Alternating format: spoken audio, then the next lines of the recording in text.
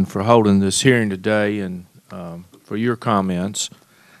I would also like to thank all the witnesses for their participation today and coming up to D.C. to inform us of some of the situations and some of the solutions that our government is looking at.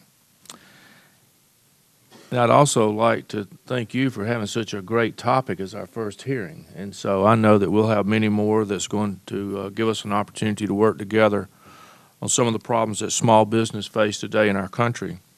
We're here today to discuss the impact food recalls have on small businesses. But I want to start off by saying how sorry I am to those who were harmed by the recent string of food contaminations. It's a frightening situation, and I can't imagine what it would have been like if it had happened to me or someone, one of my loved ones. Unfortunately, the origin of the contaminated peanuts happened in my home state. Madam Chairwoman, I'm here to tell you today that I'm very disappointed that one bad actor could have caused such a devastating effect on so many others. But I'm also here to tell you that we have some of the greatest, best, most dedicated farmers in the United States, if not the world. And so it was certainly not the intention of any crop that they had grown to get into the situation that we're in today.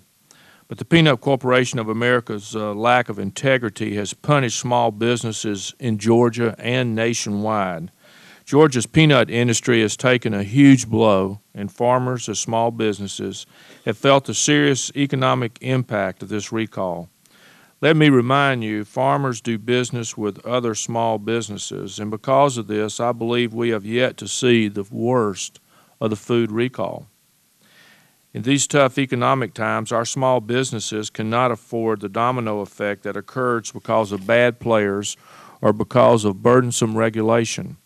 I hope we can all learn from this situation and maybe reach some solutions to the problems we face. The safety of our nation's food supply is the pressing issue, but it is important to address how government agencies work to assist those indirectly affected by food recalls. The government's bureaucratic web, combined with the lack of resources, can often contribute to the regulatory burdens working against small businesses. And as I have experienced in my 5 years in Congress, is that sometimes this is a knee-jerk reaction group up here rather than proactive.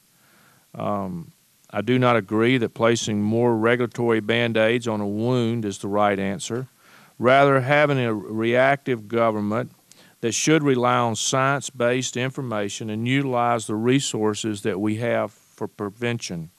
If Congress decides to authorize more power and money to our agencies, I hope to see the measures that streamline policies and encourage agencies to work closely with the state and local entities when recalls occur.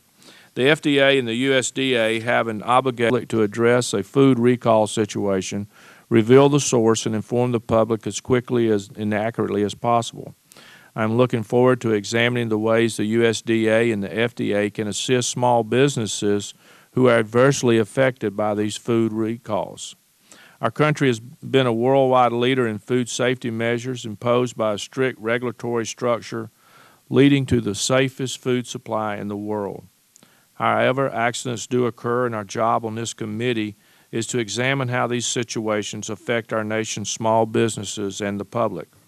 I hope this hearing provides insight on the serious impact food recalls have on some of these small businesses and especially the farmers that grow the product. This Congress faces a great challenge as it tries to help small businesses survive in this recession. The timing of this food recall could have not been worse, but I am hopeful that the work of this subcommittee will do its part in answering this challenge. I welcome this distinguished panel and thank you all for your willingness to testify.